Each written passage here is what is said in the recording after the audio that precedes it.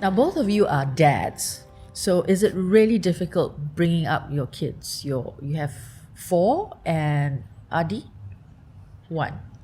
So what's the difference? I will let the big daddy say first. The daddy say it. No, it is difficult, I think, especially in this day and age. I think our parents had it a lot easier. The kids were not as smart or as self-aware. They took whatever you say as God's truth, no? You know. So I think it's very different. I would say it's not easy. But being a parent always has its rewards, its joys. But like we're all here today, it's to explore and to further understand the challenges that parents have, and it is difficult. Every child is different. You have to manage them differently, but more importantly, you have to grow together with them and adjust how you parent. But when you say grow and adjust, is it different styles of parenting for different ages or just one style? Oh, I wish there was one style, but it's different. I mean, at every age group, the kids are going through different things. They're experiencing different things. Their mentality, their understanding of things different. So you have to adjust. In the early ages, it's all about you can smack them, you can shout at them, you can stare them down. But after that, it doesn't work because they were like, "Why are you staring at me? Mommy, daddy, why are you beating me?" I think that's where you start to explain. Then that's where children, when they have a higher intellect, higher understanding of what's happening around them, they can understand. And then that reduces your need to scold, beat, shout. It's more about explaining and explaining why certain things are done certain ways. And if they still don't get it, then maybe you might need to elevate your discipline or your approach. So it's totally different. And when they're much older, in their teens, it's about talking, sharing, and I think for parents, it's very important to be role models that they can look up to, because a kid knows nothing. They do not know what they do not know, and it's you as a parent having to spend the time and to show them. You cannot scold them. Why don't you know how to study? Why you do this like that? But the guy or the girl doesn't know. They've never experienced, let's say, crossing a road. For the first time, do I look left? Do I look right? So you have to show them. And being a parent is about patience. You need to remind them 1,000,000 times, and literally the same thing over and over again. So it's not easy. Adi, what about you? My sister says that, as when the kid is younger, parents are like the government. True. You tell them what to do and all that. But once when the child has become a teenager, then you have to become the child's counselor and even friend. Do you agree with that? Supposedly, but most of us can never be fully equipped to understand the changes of a child. We can't compare our own child with our friend or with the neighbor next door. Every child is different. We would try to be as close as possible. We try to still instill the same discipline when they were growing up, but teenage rebellion is a whole new world altogether. They were like, "You're not cool anymore, you talk down to me, you don't treat me like an adult, why must I listen to you? We are never in the same frequency, my friends talk better, so what do you want from me?" So parents go like, "Why are you talking back like that? I didn't raise you to talk back like that." "No, but I'm an adult, talk to me like one." So the best thing is to be a friend to the child, but it cannot be, you can't start when the child starts to bloom into a teenager. You must start young. I don't believe in baby talk to a child, to 2-year-old, 3-year-old. You talk to them like an adult, even though they are young as they can understand you. Then talk to them, get their opinion since young. So you bring up that culture until their teenage years, where you still get their opinion as an adult. Whether they go hand in hand with you, whether it's the same flow with you, that is when you are able to contain them. The moment you lose them, I'm talking about between the age of 11 to 19, you're busy with work, you have less time with them, they spend most of the time with friends or with people who listens to them, then you lose that child. So it's never easy. And I think a lot of parents think that it's an automatic thing. Like, I have a child, I'll be a parent. You say, okay, I'll just be a parent. No, you have to learn, unlearn and relearn to be a good parent. I can't say this parenting style is bad, that parenting style is bad.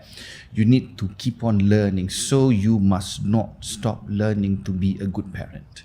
But when it comes to being a good parent and disciplining the child, we just had an article on TheHomeGround Asia that discusses to smack or not to smack, the big caning debate. So what would you do? I mean, would you smack your child, or would you try and reason out like a mediation court? That's considered capital punishment. No, secondary punishment. Corporal punishment. Okay, not capital. Okay, corporal punishment at home lah. You can't hang your child, right? So it's a corporal punishment. But I think it's fine to use the cane. One. Now, why do I say this? I'm just going for my reference as an Asian child in Asian culture, right? Now, every household has their own family law. Don't do A, B, C, D. Don't do drugs. Don't do this. Don't come back late. Blah blah blah. You break the barrier. First warning, second warning, third warning. Then you need to be reminded, right? How do you remind repeat offenders not to do that again? After third tries, okay, this is what you need to have. Psst. That's what I think. But it has to be consistent, right? It's not like they break the rule one time and you hit them. So no, do not do this. If you do this, then this will happen. There's a chain of events. I think it's okay as the last resort when you can't control it anymore. You need to still contain them. What do you think, Kevin? It's a tricky question. No, I cane. No, I cane the kids, but very often I prefer to use my hand, so you feel the pain as well. And it's always a teaching moment. So whenever we discipline someone, it's an opportunity for you as a parent to educate the child. Say, hey, no, what you're doing is wrong, and this is why it's wrong, and this is why I'm caning you or I'm beating you. But I agree with you that there must, in every society, especially in our small home, OB markers, your rules, and if it's very clearly defined and the child has been reminded, there are clear indications that you're not supposed to cross this line, you're supposed to behave in a certain way, and they still choose to behave in a certain way, then there are consequences. So there's always consequences for your actions. And at a younger age, I would say beating would be one of them, because it's a form of, I don't know, reminder to them. You feel the pain, and it's more of that moment of shock, moment of pain, that it's an indicator in the child's life that, hey, I did this and I felt this. No, they'll remember it. Could be their first slap, could be their first smack or caning or rotan. So these are like an indicator to remember. But you need to employ such discipline. I think only at a younger age. Yeah, but the Westerners don't do that. I don't think they embrace it, but I think behind they do whack. I've known of my cousins in Australia who are fearful of the belt. They get whipped by the belt, or there are other things. So I think there is in every society different ways to discipline. There is this thing called the thinking chair. They make the child sit in one corner, face the wall, or stand and pull your ears. I mean, that's form of physical punishment also. So there is always limits, and my limit is you use your own hand, because you never know the implement, what the implement can do, but your hand, and you can feel it. And if you hit too hard, then something's not right. you can feel the pain, and then you can also share with your child. Yeah, I'm also getting pain because I don't want to do this, but you need to learn. Yeah, so it's all about communicating with your child, and as you grow older, you can't beat them anymore. Some of the kids are bigger than me, but it's about sharing. Seriously, they're stronger than me. Yeah. It's different. It's different. So, but I like your point where it's about building up the relationship from young. Yeah, you It need provides. It's a two-way process. You understand the child, and the child understands what is expected of him and her. That's important. Yeah. You were talking about OB markers, but children tend to push the OB markers across the line. And as adults, we're taught to think out of the box, try and push the OB markers as far as possible.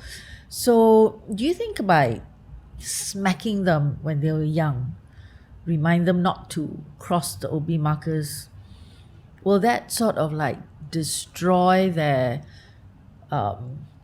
ability to want to try out new things when they become adults, think outside the box? Or do you think because of that smack, they would think, oh no, I must remain in this box and not move out? No, then that's where your OB markers must be very clear. Every wording has to be very clear. It's like no screen time, you must define. No electronics, no computer, anything that is an electrical current, no. Because the child said, you only said no TV, right? But I can play handphone. No. So that, they do. Every child, every human will try to push their luck. So it's how clear you define. But in every case, you have OB markers in their home. But in everyday life, it's how you encourage them. So I don't think it will affect unless you must have very clear OB markers. That's what I've learned. I believe the child or your children understand on how to win you over psychologically. They cry till they get it. Or they were like, no, cannot, try again. They will keep on pushing the button. It's just a matter of how you go like, no, if you do this, this will happen. I rather you not do that because that you might get hurt. You need to explain. But you have one child, you can explain to one child. You have 4 children like Kevin, then you have 4 different types of questions and 4 different types of OB markers and explanation. No, I don't have 4 different. We have one standard. Really? Have to, because they will compare. I'm already getting flack for saying, hey, how come you don't beat number 4 but you used to beat 1, 2 and 3? So it has to be consistent. The OB markers are very standard. You can't say certain things, you must be respectful, so there are very markers that applies to everyone in the house, but in terms of behavior, homework, those are different, but you must be uniform, because if you have different rules for different kids, all hell will break loose. Well, I'll go through that phase. I will ask you for help. But when we talk about discipline, right? I just want to ask this to you. Children make mistakes, they get punished. What if parents make mistakes? The parents must apologize. If you scold a child and you made a mistake, or you did something, like say you left the door open, you left the key outside. You have to admit you are wrong. Sometimes that again is a good learning, because hey, mommy and daddy, when they do wrong, they admit. They don't blame someone else. So again, I believe from a parenting point of view is every moment is a learning opportunity. So if they do something wrong, I'll ask them, do you see me or your mother behave in this manner? Do we talk like that? But if we don't, why are you talking to us, or why are you talking to other people like that? So that's it. That's where the parents have to be very, very strong role models. We have seen kids out there who use vulgarities. It was like, wow, why like that? But then when we see the parents who are using it also among themselves or even with the child, then you understand that a child picks up what he or she feels sees at home. It's like The child will not learn what you teach them, they will learn what you do. So that's something that a lot of parents tend to maybe miss, maybe forget. but the child is observing everything. I think the environment at home has to be a positive one. There must be a conscious effort from parents to keep on learning, unlearn, relearn, and so many things to make sure that they are in line with the child's progress. Yep. Like that. There's no school for it, but parents must be not ill-equipped. And indeed, in this day and age, I mean, the physical kampong may not be around, but I think the digital kampong, the online kampong is still there. I mean, that's where open. I mean, there is no guidebook. When I became a parent, there's no guidebook. It's trial and error and asking around. Asking your friends, hey, how do you guys do this? What do you guys do to discipline? So it's asking, and you will never get it right the first time. So always the first child will be the trial and error. The second one you get slightly better. The third and the fourth. It's just not nature. I mean, you. So when it comes to punishing the child or the children, do you and your wives, are you guys a united front, or do you play good cop, bad cop? What's the setting like? If someone takes charge of being the discipline master during that moment, during that period, then you are in support with that decision. Whatever that you want to argue or you want to fight about will be later. Yeah, but it has to be in full discussion that I am going to punish your first child because A, B, C, D. Whether you agree or not, it has to be before that process takes place. It cannot be like whack first, tell later. Right? Yeah. Because parents might have a different take for each child. Definitely. I mean, there are two different individuals. There are different styles of disciplining. But yes, you must have a united front. The moment the child sees a weakness or a weak point, they will gravitate towards that. It's human nature. They will find solace. They will find a way out. By finding the weakest link. So both parents, even grandparents, and the larger village, has to be united. So I think that's where you need to have a lot of discussions, a lot of OB markers, and share it with everyone. It's not easy. Some grandparents are grandparents there to spoil the kids, but then when they come back, then you as a parent, you have to correct it. No choice. Yeah. So I guess that's we're talking about, for the want of a better word, the normal children. What do you think parents who have special needs kids will find it even harder? Because firstly, they have to cope with the needs of the child. For instance, medical needs, intellectual needs. And secondly, the child might not even understand why you are punishing him or her. Every child is a gift from God. Whether it's a child with special needs or whether it's just a child, you must be fully equipped to understand that child needs as a parent. Now, when raising the same child, family law, family rules are the same. You don't do this, whether you say it verbally or you say it with actions, you don't cross that line, you will still be punished with a warning, another warning, and I would say a cane. Like that. But the child needs to understand why certain things cannot be done. It's all physical movement, right? Don't cross this line. Go sleep at 8 or go sleep at 10. Don't watch television. So whether the child is of a special needs or not, the parents must be equipped first to understand the child before punishing the child. So it's always a gift to the parents. When you have a special child, it's not about the child anymore. It's about the parents dealing with that child. If you like, oh, why am I being punished? No, there's no such thing. You are ill-equipped. You need to fulfill the condition that is your gift, and that's a challenge. You have a normal child is a gift. You have a special child, then that's your challenge. That's what I think.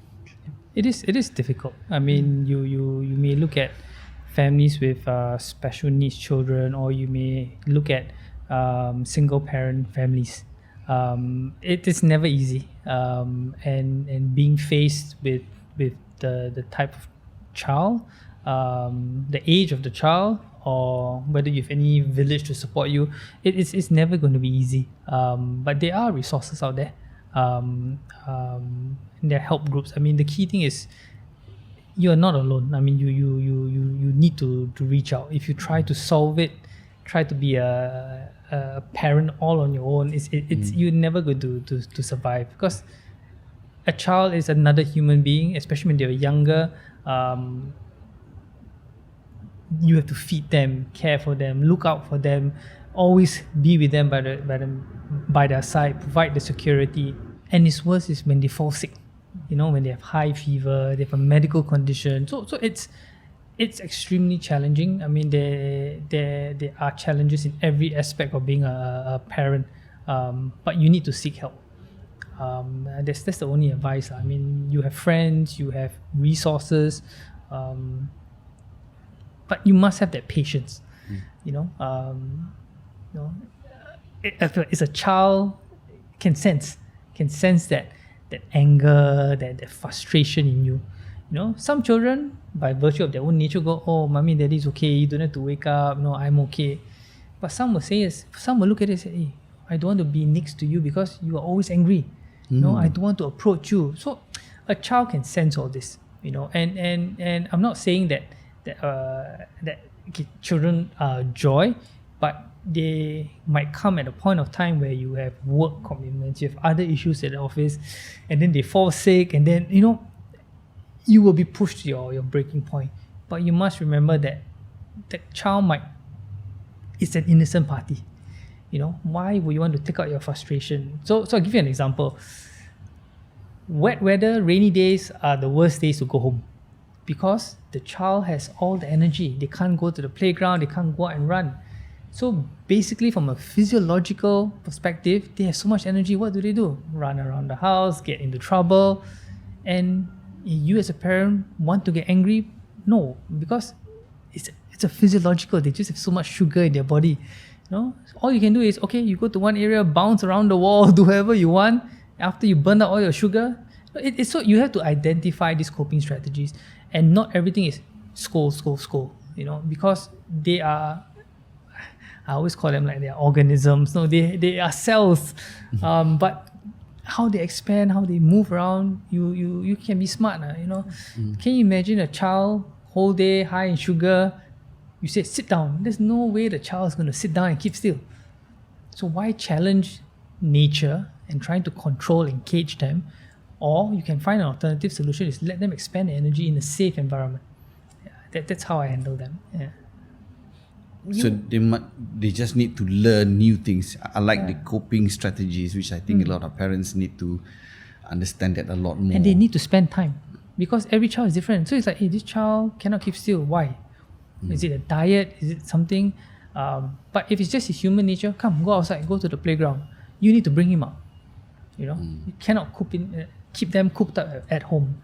And I think a lot of parents will have similar stories during the lockdown. Can you imagine being confined when they need to go out? They are animals, organisms. They need to go out. So you need to embrace every child idiosyncrasies. Yes. Right? I think the same goes for parents with special needs. You need to first let go of that denial and embrace the child. Because every child, being normal or not, they have their challenges, right? So this is your set of challenges. Accept them, raise them the way it's supposed to be. Then you will see that you will be a lot better. There's no such thing as you'll be all alone. You need to get help, and there are help. Yeah, I've met a lot of parents with special needs children. It's not easy, They have to be there 24/7, looking after the child. But I do see certain joys when the child is able to do certain things. I work closely with the Disability Sports Council, and when you see the child being independent, being able to represent Singapore. I mean, this after a long struggle, because it's a long journey for any child with or without special needs. But there are avenues for support, avenues for these children.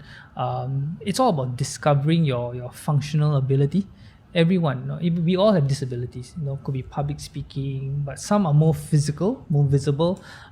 Some are more intellectual. So it's a challenge for everyone.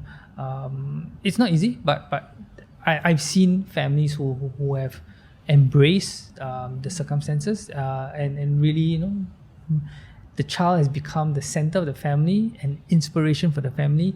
And it's how you view it, your acceptance and viewing it. I cannot say from personal view. I've not personally experienced it, but I've seen it with families. So in short, it's true. It's not easy. Yeah. Being it special or being a normal child. Even normal child also can give you the challenges that I think special child would never give. No, but then I want to add is, we're talking about parents. So there's a husband and wife. Both must work together, because I've seen families where husband wash hand or the wife wash hand.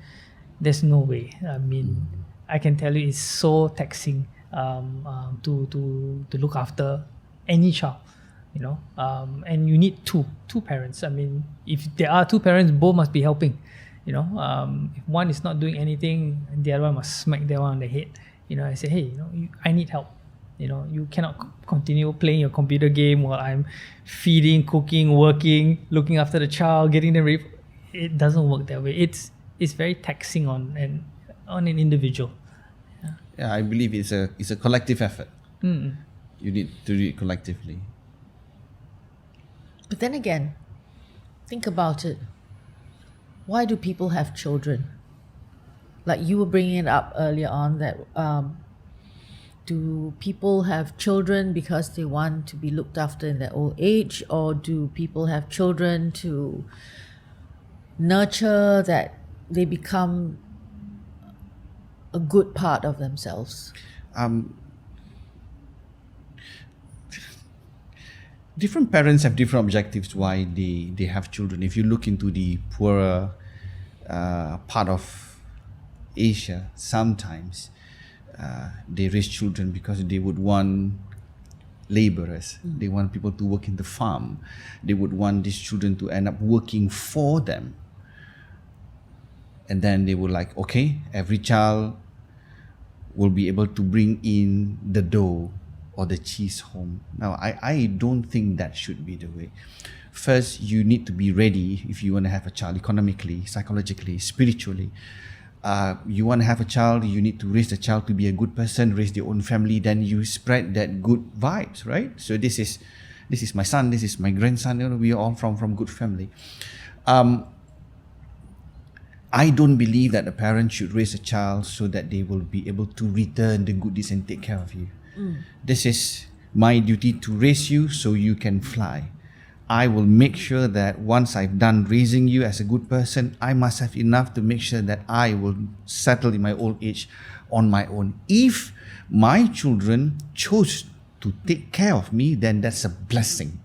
But I have to raise them in such a manner that they will not be disorganized in that manner. They have to respect your parents until the day they die. If I fail to do that, then I fail to be a parent. But I never expect my child or my children to take care of me when I'm older. If they do, blessings. I don't think we should you take care of me because I raised you. Say, no, it should not be like that. Should it be? I think it's not fair. I mean, you place unnecessary burden, on the child. It's like, oh my God, I could look after you and stuff. And when they are born here because you brought them in, I mean, yes, in the past, it's all from an economic perspective, but for me, it's the joy of children. I like kids. I grew up with a lot of young kids, looking after my younger cousins. It's that joy of being around kids, talking to them. It's the innocence. What if your child, they grow up, get married, move away, and didn't even come back to you? Will that be okay? When you ask me the question, how will I feel? They don't look after me. It's not an expectation, but we bring up our children is always to have that care and concern, that filial piety. I demonstrate it with my own parents, so they see me looking after my parents. And for us, is if you're overseas, it's always a phone call away, a Skype away. When we went to study, our rules in the house was every week we must call back. Even if it's for 5 minutes, 10 minutes, just call back just to check in. So if they're overseas, it's okay to check in. Yeah. So it is about the bond that you Yes. build up since young. If it's not strong enough, it will break. If it's strong enough, they will always return back to you, I believe. Right. In that It's thing. what you create. I mean, a child knows not what he doesn't know, And if you train and be role models and show them how to live life, how to face the challenges, how to avoid the pitfalls, you're okay. A lot of parents are afraid to, I release my child, go into the army, go into the workplace, or go overseas to study. But you cannot control. You are not there following the child everywhere. You can just hope that you have trained them Yes. and they make the right choices. But they must also know that if they need help, you will always be there for them. So they can push boundaries, they can explore. But when they need help, they call, you must be there. Then I think you have done your job.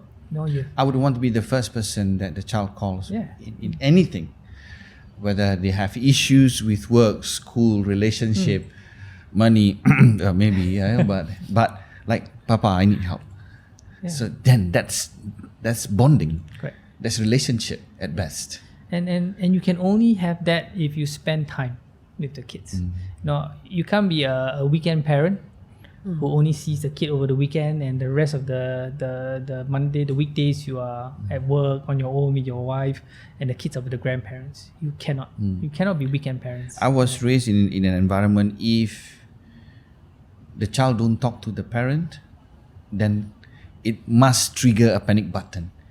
You must build up that relationship. You need to chop. You need to chat. You need to talk. You need to keep going as a friend. Yeah, but there are circumstances, and by virtue of work, I know some parents just have to work, or they can't be around. My only advice is communication. I mean, a child, when they grow up, uni, or even JC, they are smart enough to understand, and you talk to them as friends. You talk to them as peers, for example. They will understand.